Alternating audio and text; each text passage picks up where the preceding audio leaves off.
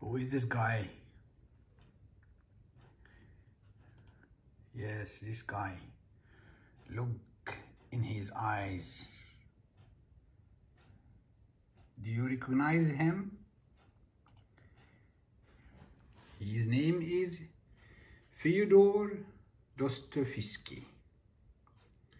He is one of the most famous Russian novelist, short story writer, essayist, and journalist. Yes, and I am now going to read to you from his book, The House of the Dead, or Prison Life in Siberia, because he was in that prison in Siberia. And I want to read some pages from this chapter 5, First Impressions. I wish I could speak Russian, because then I will read it to you in the original language, on the beautiful words of Fyodor himself. But let us read here. He is talking about inmates in the prison with him. And he is talking now, he said, but the other Lesghian, Nourra, by name, made a most favourable impression upon me. Of middle height, still young, built like a Hercules, with fair hair and violet eyes. He had a slightly turned up nose, while his features were somewhat of a Finnish cast. Like all horsemen, he walked with his toes in. His body was stripped with scars, ploughed by bayonet wounds and bullets. Although he belonged to the conquered part of the Caucasus, he had joined the rebels, with whom he used to make continual incursions into our territory.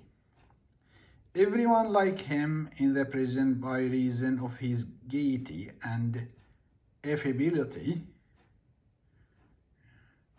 He worked without murmuring, always calm and peaceful. Thieving, cheating, and drunkenness filled him with disgust, or put him in a rage. Not that he wished to quarrel with anyone, he simply turned away with indignation. During his confinement, he committed no breach of the rules. Fervently pious, he said his prayers religiously every evening, observed all the Mohammedan fast like a true fanatic, and passed whole nights in prayer. Everyone liked him and looked upon him as truly honest man. Nourra is a lion, said the convicts, and the name of lion stuck to him. He was quite convinced that as soon as he had finished his sentence, he would be sent to the Caucasus. Indeed, he only lived by this hope, and I believed he would have died. Had he been deprived of it. I noticed it the very day of my arrival.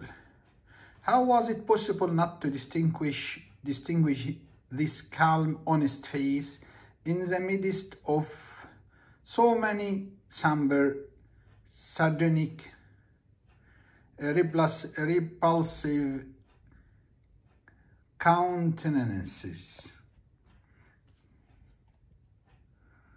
Before I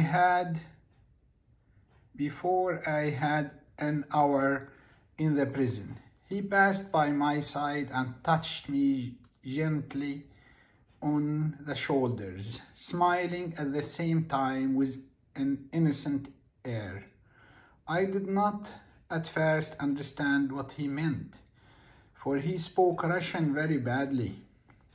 But soon afterwards he passed again, and with a friendly smile again touched me on the shoulder. For 3 days running he repeated this strange proceeding. As I soon found out, he wanted to show me that he pitied me, and that he felt how painful the first moment of imprisonment must be. He wanted